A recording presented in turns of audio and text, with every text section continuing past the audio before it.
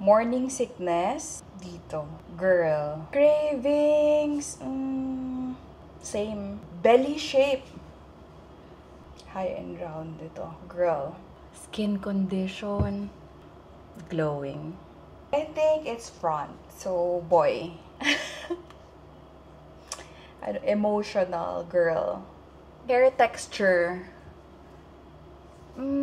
More Chinese calendar. It says boy. What do you guys think? Is it a boy or a girl? Mamalita, boy o girl? Boy. Boy. Kitty, boy or girl? Girl. Mami Chin, boy or girl? Kahit ano ba sa healthy? Lagi Chan. Girl. Scoop. Scoop the tummy. 1, 2, 3, scoop! Yay! What's the color? Blue. Which means it's a? Dustbin. It's a brother. You're gonna have a brother? Yay! Natakpan yung Chino. Chico. Kitty, what can you say that you're gonna have a baby brother? I love it. I just wanted a brother. I just wanted a brother. I always wanted a brother. First to know ng gender ni baby is ang besties kasi sila yung nagpagawa ng cake. Thank you so much, besties. Ano nga ba daw ang pinaglilihian ko ngayon? Eto, almost everyday iniinom ko. Coco Capiral. Gusto ko daddy yung malambot na malalambot na ano. Yung maplema-plema. Uhugin. Maplema-plema.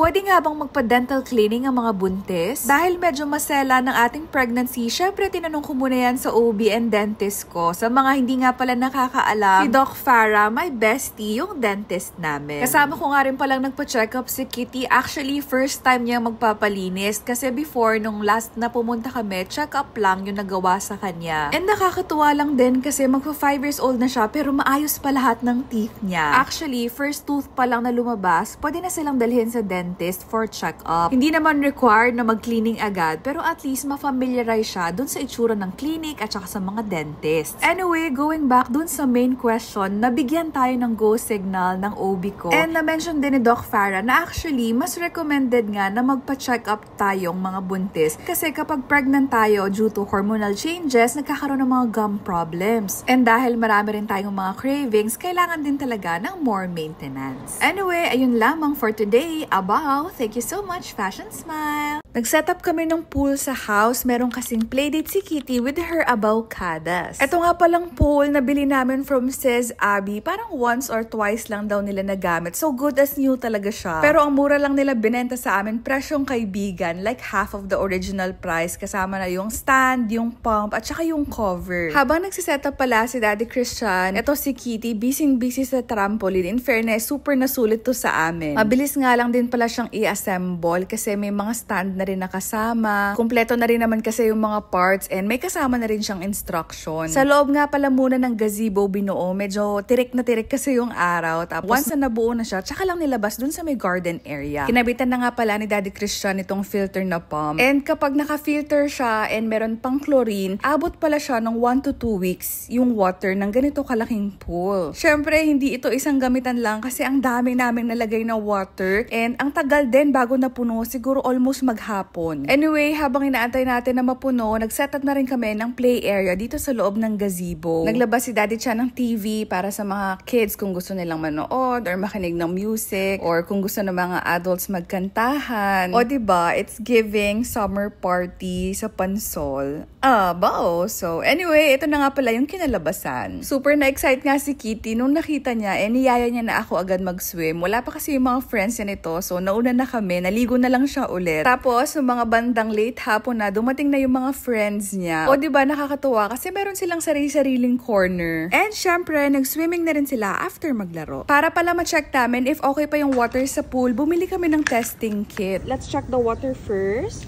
O, i-wash daw muna yan. Yan, so dahil na-wash na sa pool water, lubluben hanggang elbow. And then get the water up. Yan. Why? Buhos unti. Yan. 5 patak nito, pang chlorine. And 5 patak nito for pH. 1, 3, 4, 5. 1, 2, 3, 4, 5. Masyadong mababa pala yung chlorine, no? Masyado siyang clear. Ito nga pala yung mga nabili ko na toys para sa pool. Reusable na water balls. So, ito yung mga nilalagay namin na mga animals. Pero nilagyan ko nito para hindi siya pasukin ng water and hindi siya mag-mold agad. Yun kasi yung problema ko sa mga ganitong toys eh. Naglulumot sa loob. And also, meron pa. Ano to eh, parang water gun, ganon.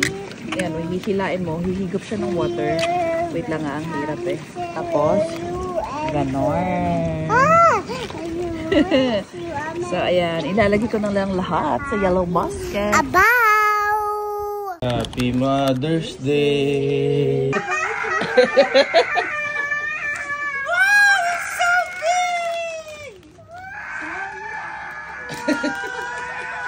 Wow! It's not, you're not a mom pero happy Mother's Day pa din. Mommy of Cat and Mimi. It's so beautiful, ate. Tito Lance. Wow! You say thank you, Tito Lance. Thank you, Tito Lance. Wow. I love it. Thank Thank you, Daddy. Thank you. Happy Mother's Day. Thank you. 3, 2, 1.